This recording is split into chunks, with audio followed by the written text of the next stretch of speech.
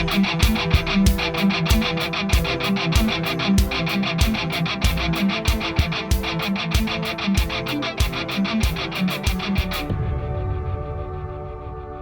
is Jerome Corsi, and today is Monday, April 17th, 2023, and we're happy to be with you here today on thetruthcentral.com.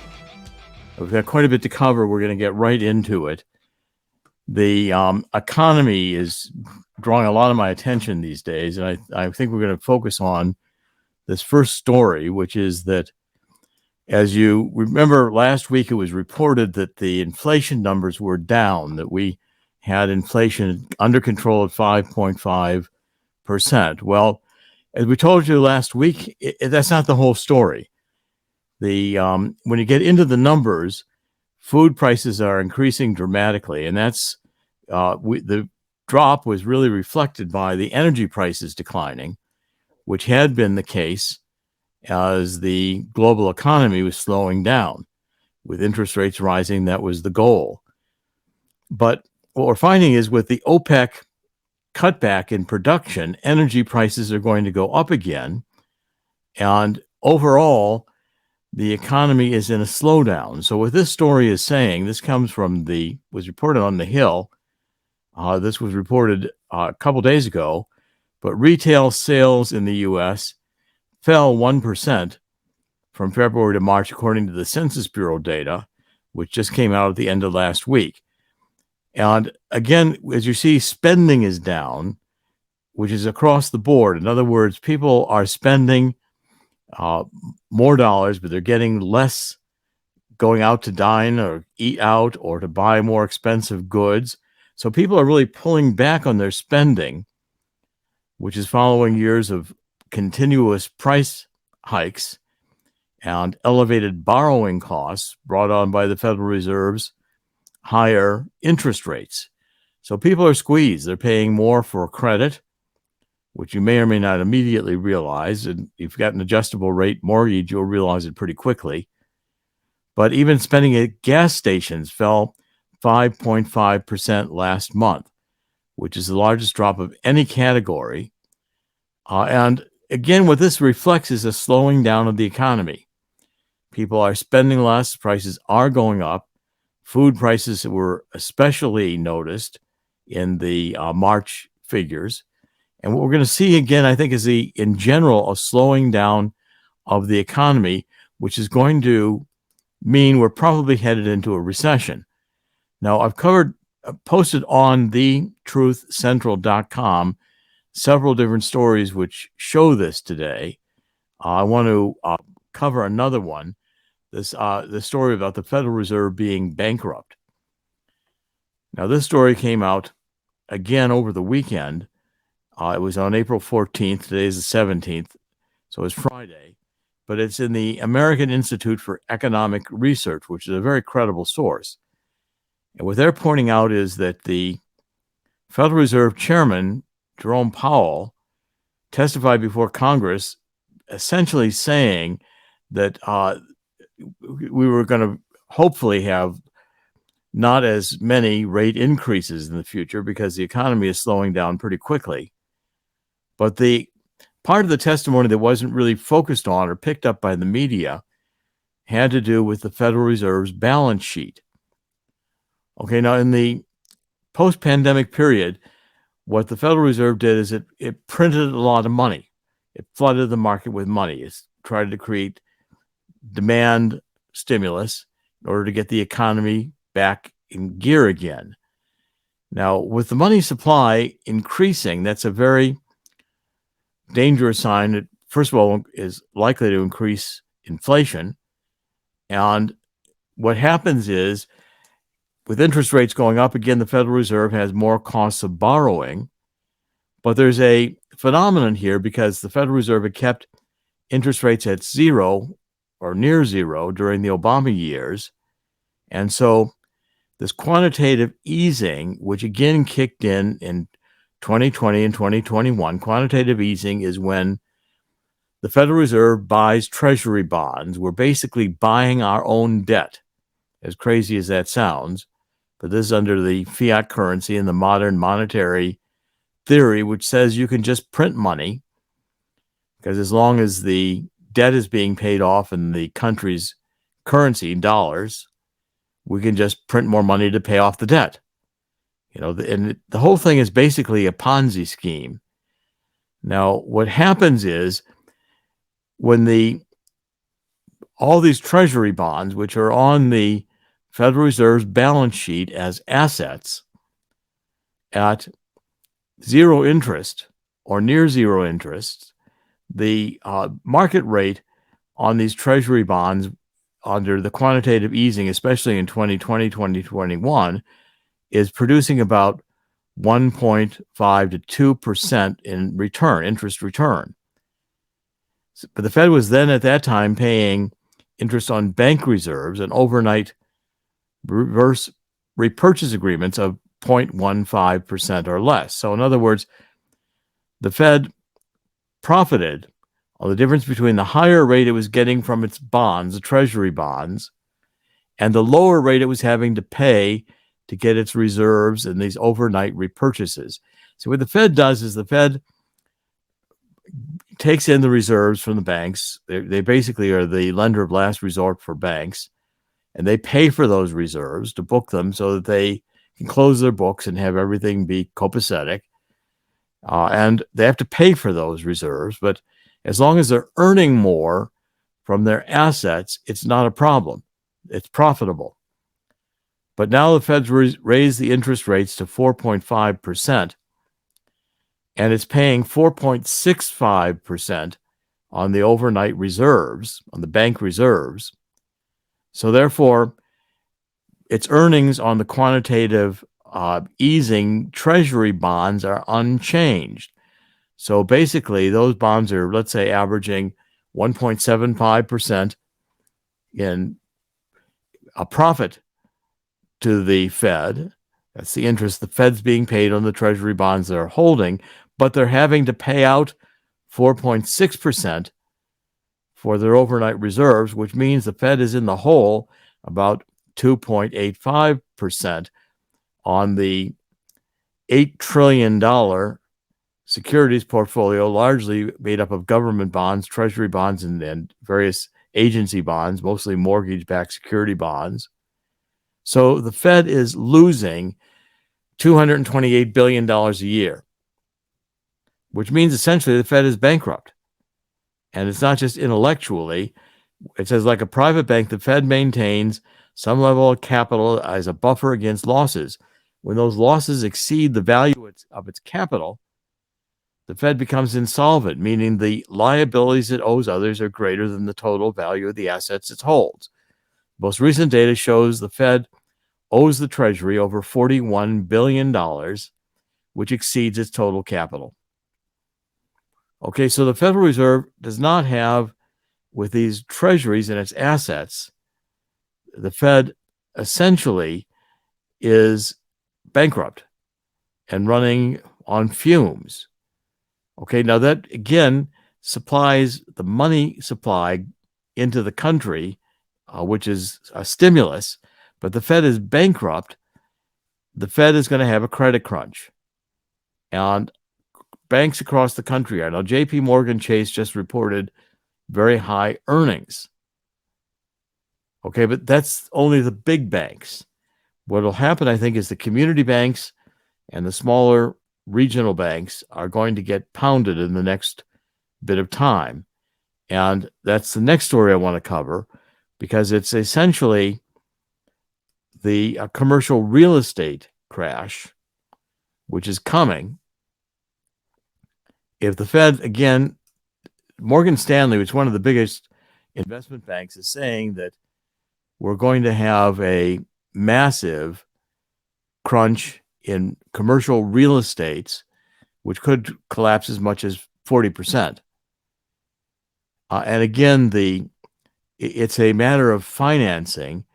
There's like 1.46 trillion of commercial real estate debt that is going to mature by year end 2025, and banks hold about 56%. Maybe that's the maximum of the maturing debt.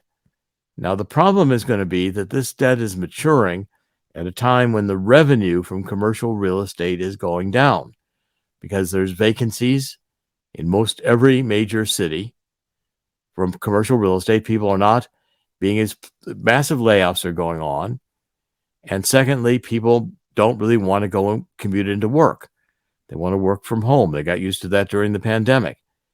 So the people who own the commercial real estate, when they have to refinance those buildings, are going to be facing much larger refinancing charges, which are going to make those buildings bankrupt. We're holding a lot of commercial real estate where the revenue is not going to permit them to make the debt service. Now, this entire debt crisis, which is what we've got, because we've borrowed so much money and the inflation has made the purchasing power of the dollar so much weaker, is that we're going into a collapse of the banking system like we experienced in 2008. But it's also at a time when, like under Jimmy Carter, when we had the OPEC embargo and oil prices increased dramatically, what we're going to find is that we're basically facing a double whammy. A recession caused by increasing energy costs at the same time as 2008, 2009, when the subprime real estate collapsed. That also put banks underwater because the banks were holding those subprime loans or through mortgage-backed securities holding the loans in securitized assets. When that collapsed, the banks did not have asset ratios sufficiently to remain solvent. When that happens, the bank collapses. Just like I'm saying, the Fed is at risk of collapsing. And the Fed has taken on this $8 trillion buying our own debt. Buying our own debt is a bad idea. Now, I mean, how do you buy your own debt? You've got to pay the debt off eventually, and the interest earnings only get larger the more debt you've got. And if the interest rates go up, that debt service costs more money. Now, one final story here on the economy, and I know this is somewhat complicated, but if you get your mind around the fact that as we get increased energy costs and the ability to finance homes and commercial real estate collapses because higher interest rates mean at inflated prices, these buildings and homes are not going to be able to generate, people aren't going to have the money to pay the mortgages.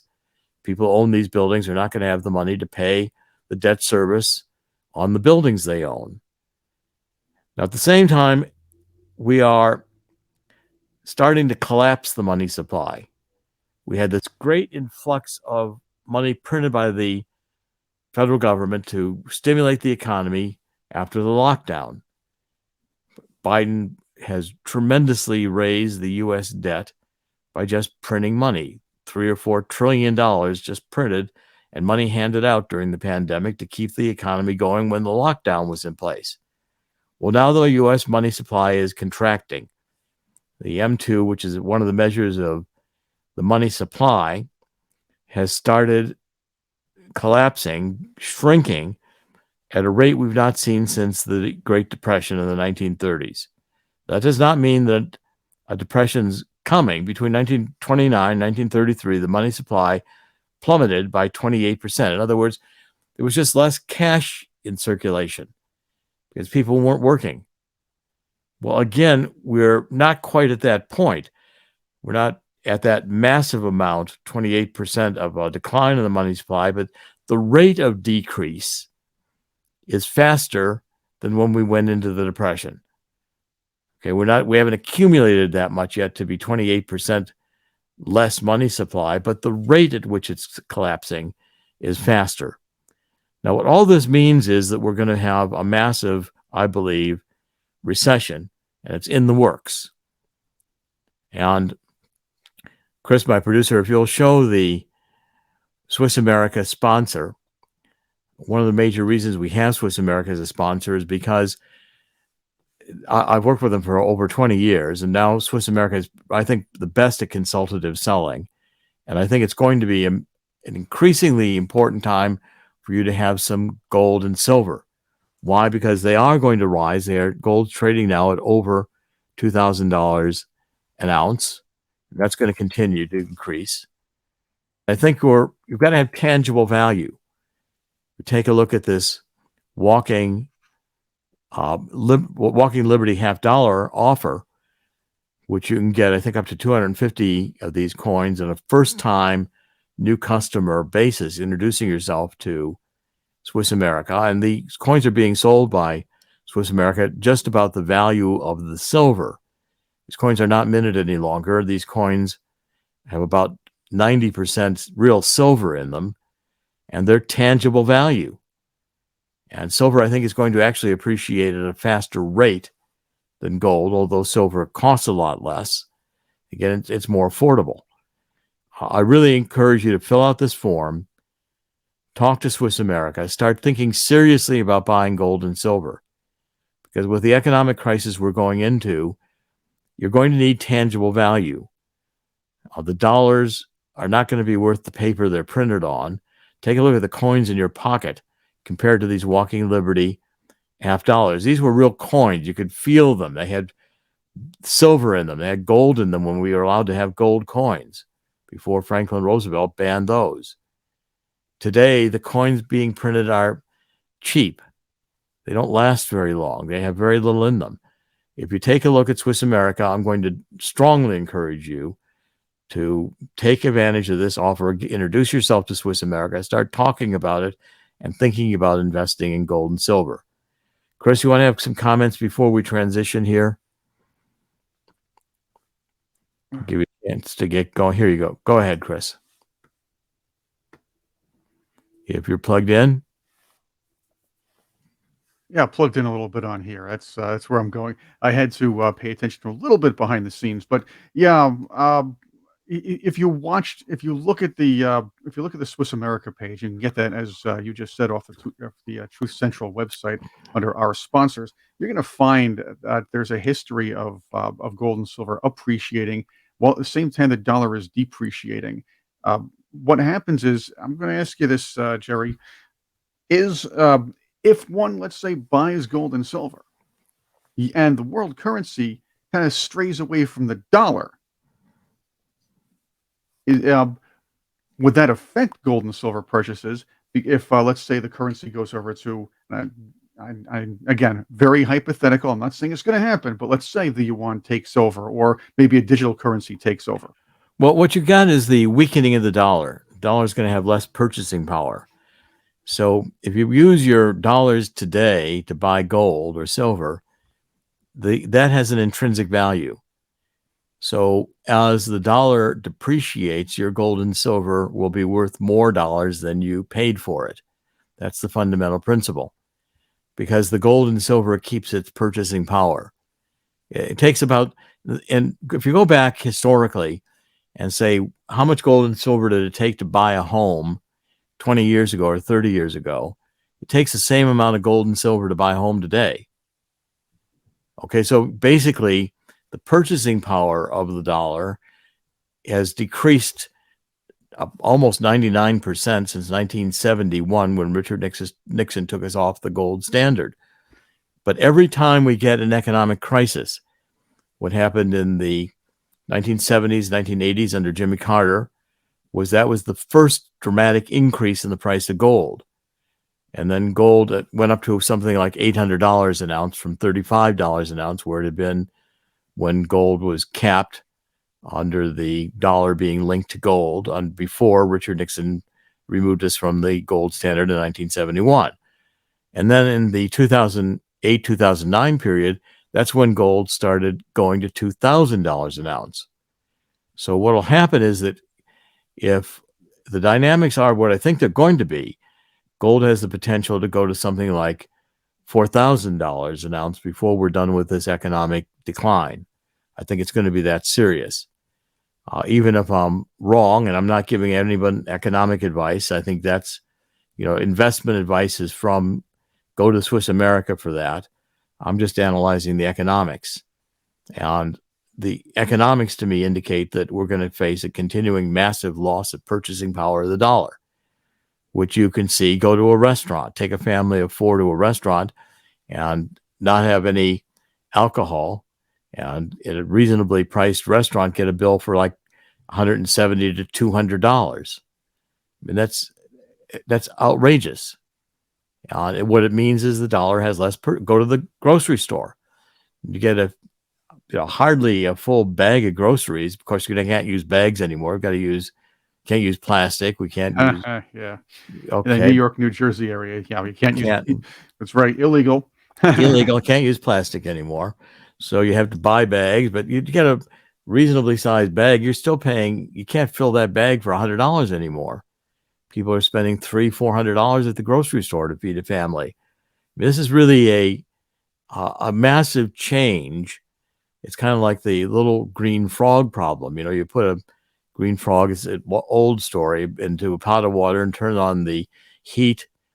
Well, that water will get to boil, but it does so slowly that the frog fries to death. If you drop that frog in boiling water, the frog will just jump out.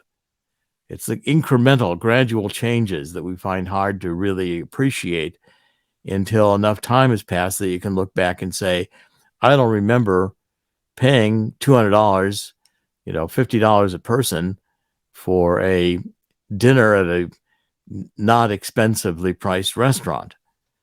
So again, I mean, even go to a fast food store and see what the price of food costs. I mean, it's pretty shocking in terms of, and that's the kind of measure you've got to take. At some point or other, people become shocked by the decrease in value purchasing power.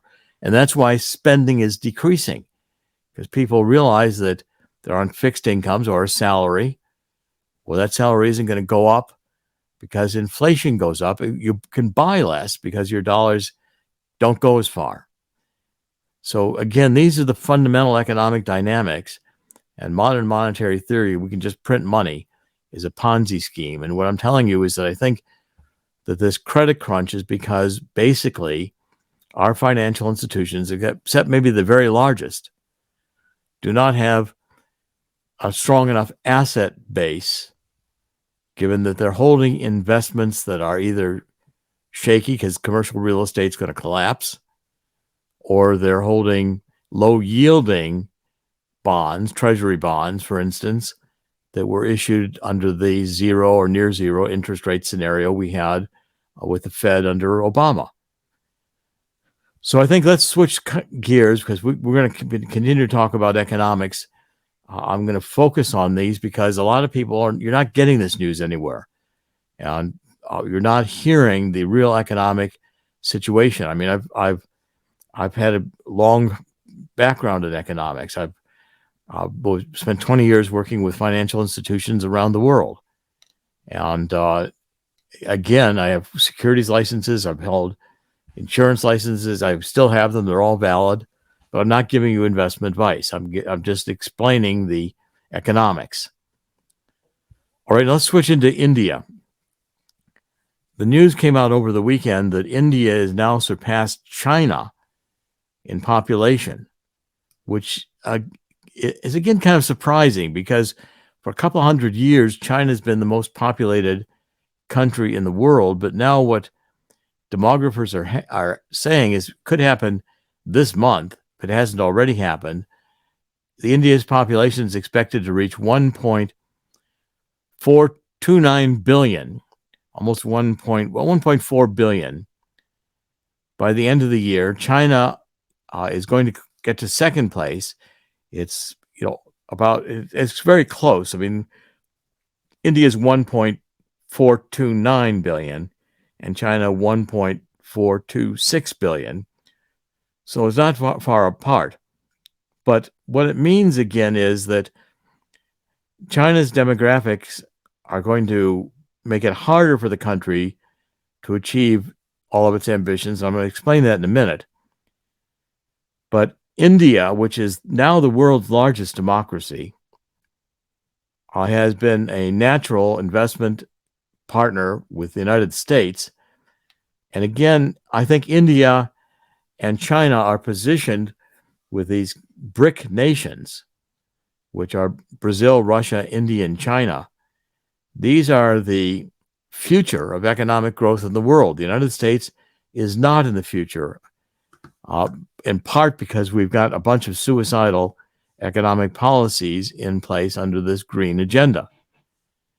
And that was reflected, as we talked about last week, on the nature of all the EPA saying we're going to have electric vehicles when 60% of cars are going to be electric vehicles by mandate, not by economics. Now, I want to cover the underlying dynamic here, which is a story about what they call a dependence ratio. Now, China and India are different on this. In India, we have a dependence ratio that's very favorable, as India has a lot of young. India's had a lot of children, they're growing up, and the dependence ratio, which is the percentage of the population that are working versus the percentage old and young that are not working.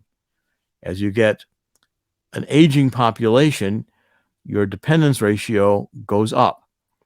But the UN projections show that India's dependence ratio is 47 dependents for every 100 workers. And that's very good. It ranks them about 23rd in the world. In the United States, we're going the other direction because we've got an aging population and we do not have the population producing as many children, not as many marriages, not as many children being born, again, for economic reasons and cultural reasons, the attack on the family. And China is also not in a good position with dependence ratio because China had for years this one child per family policy, and China was actually killing female babies because they didn't want the population to grow. Well, that produced a blip in the normal demographics where China has got increasing age population, but they have fewer people coming into adulthood to be able to work because they missed a whole demographic chunk of babies that should have been matured by now and having their own children, and those were killed or just not produced.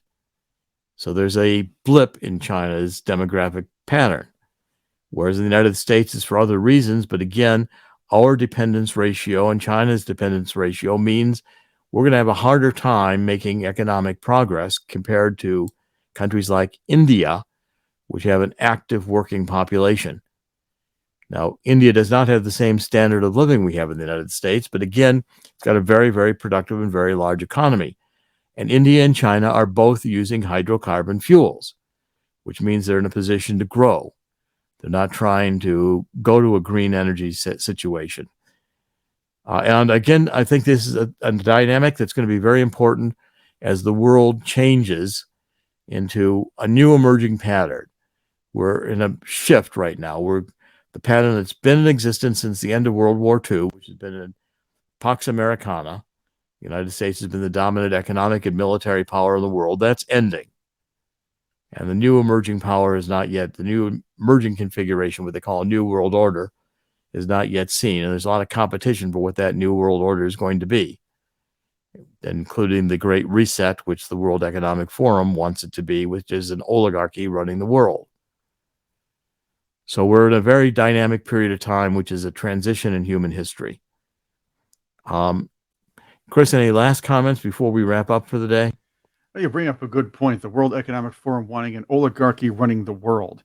We have a lot of support, or at least support within Washington for this Great Reset, but the same people are railing against Vladimir Putin's setup in Russia, where an oligarchy, not necessarily him, he does dictate policy, but an oligarchy pretty much runs the country. And this happens in a lot of smaller countries as well. And if you watch how they're run and how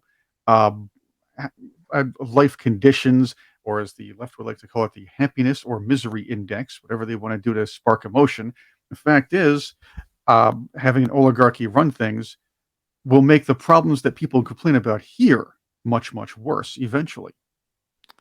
Well, that's right. I mean, oligarchy is also what we have in Ukraine, and it becomes corruption. And nepotism. They breed nepotism and corruption. And they begin to look at the population of ordinary people as useless eaters and want to eliminate people because they want all the wealth concentrated among themselves. And again, that's a very unstable situation if you don't have a strong middle class. As I say, back to Aristotle, was realize that country becomes unstable. I want to end with one more comment on our sponsors. We go up. I'm getting a lot of comments. People are pleased to see us back, and I'm delighted to be back. We're going to be doing this broadcast every weekday, and the Truth Central is posting new articles all the time, and we're on a lot of social media, which you can discover from the website. But people are saying I also look younger. Well, I'm not getting younger, but take a look at this, My Vital C and our sponsors. My Vital C comes from a remarkable molecule, which is carbon-60. Carbon-60 is a molecule that consists of 60 carbon atoms around a nucleus that are arranged in a cage-like structure, like a soccer ball or a geodesic dome, Buckminster Fuller, called fullerenes. And these fullerenes, the carbon-60, has been shown to have longevity properties. Now, it's a supplement. It's not FDA approved. But I've been taking this for now over 4 years, and I can swear by it. I mean, I think it also comes for cats and dogs. There's pet versions of this.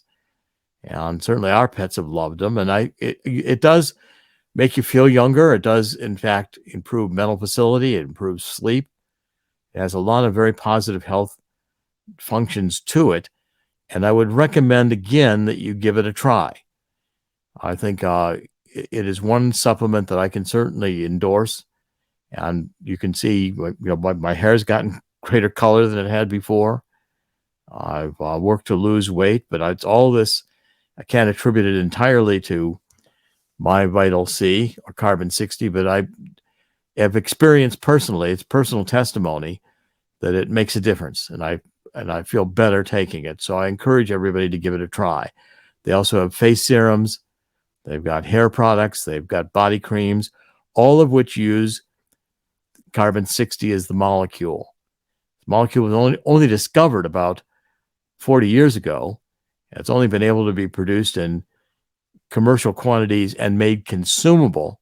It's only consumable because it's put into an olive oil or other solution, coconut oil, basically, or avocado oil. And this company, My Vital C, which is SES Research, Chris Burries, who is the co-founder, and I have written a book on this molecule. And that book will be out here very soon. It'll be up on the website as soon as it's available. But I really strongly recommend you give this a look. Okay, so Chris, I think we'll wrap it up now. This is Dr. Jerome Corsi. Today is Monday, April 17th, 2023. I always end by saying, in the end, God always wins. God will win here too. Could become some difficult going in the next little period of time. Economics, politics. I see war on the horizon everywhere I look. Ukraine, NATO, Taiwan at risk. Sudan is breaking out again. Iran is threatening Israel and firing missiles through surrogates, Hezbollah, Hamas, etc. The world is a more dangerous place. And it's all in God's plan. In the end, God will win. God will win here too. Thank you for joining us. Jerome Corsi will be back tomorrow. God bless.